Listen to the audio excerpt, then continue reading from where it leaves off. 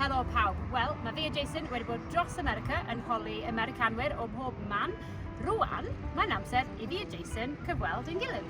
Jason, cwestiwn gyntaf? Maxine, beth oedd gwesti gweithio nath ni aros mewn? Yn Idaho, dwi'n gofod deud.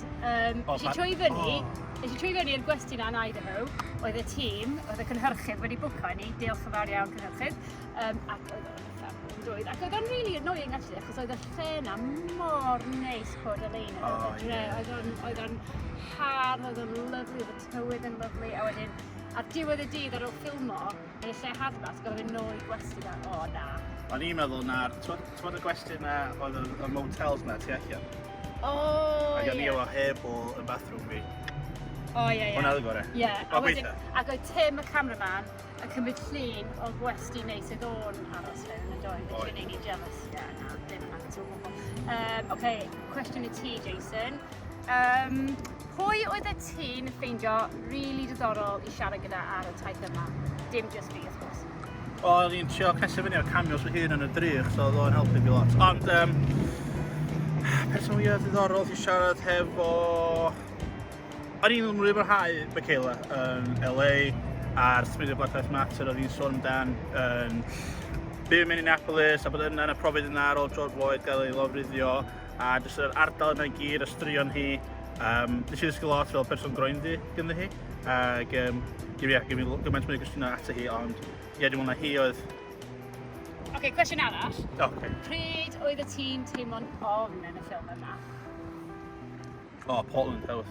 Portland. Ac oedd o'n brofiad wych, oedd o'n dechrau'n slo a wedyn oedd o'n sy'n digwydd mor sydyn ac yn y peak point yna, pan mae Federal Police oedd trwy y stwff, oh my goodness, oedd o'n rhaid scary ac ond, actually no, ar union ardal when I ofyn oedd pan I ar y bont. Cofio o'n I ar y bont, oedd un ochr efo yr heddlu, ochr arall efo Antifa ac yn eitha. Oedden ni yn stuck yn y canol. Oedden ni yn stuck yn y canol, o'na llwyth o heddlu ar ochr yna, a wedyn, y protestwyr I gyd ar ochr yna, ac oedden nhw dechrau symud ymlaen, ac o'n I fel, na. Ac o'n I teimlo bach yn ofn o'r bryd yna, ac o'n I fel, na, fi wedi dod â Jason I Portland, I ddangos protest ac y protest gyntaf a mae Jason yn mynd I farw. Actually, dim jyst bod I dod â fi wedi protest fi a gadlo fi ar y bont, ond un oedd I mynd I ffwr efo Tim a neud live sydyn, so o'n I literally bennydd bach o dda. Rhaid I deud hynna o'r camera. Na, oedd bopeth yn really saff pawb, really saff. Oce, cwestiwn ola? Cwestiwn ola, be oedd y bwyd gorau gofyn ni ar y taith? Gosh. Dwi'n gwybod. Wel, dwi'n gofod deud, mae yna gymaint o bwyd ffantastig dros y gwlad yma. Achos mae yna gymaint o bobl wahanol o bob man. Felly oedden ni'n bita South American, dwi'n cofio'r burgers masif na yn Idaho.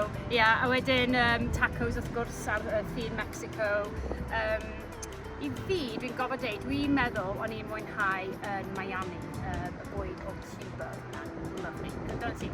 So, nath Maxine really fforsio fi trio pethau newydd dyn ni ar daith ma, ni reis cyffyrddus, so ges I sushi, a dyn ni'n cyn ar hynna, oedd yn iawn. Ac oedd ti bach yn bwysg?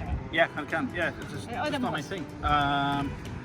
Gystolf yn lawr yn y de o wlad, ond empanadas oedd gorau fi. Empanadas yn maes awyr, Miami. Ydy yn union lle oedd y lle gorau, ac basically the Cornish pasty, but isn't it? Ond, oedd yn really good. Bach o spice. Bach o spice, oedd yn really good. Ac hefyd, dwi'n bod yn bwyd, ond Cuban coffee yn ffeithiol iawn ac yn ffantastig I flas, so, dyna beth gorau fi. So, gair ola, wel, dewch I America. Dych chi weld sy'n digwydd, a nes i chi'n bwcio digon amser, achos ydych chi'n mam hir iawn.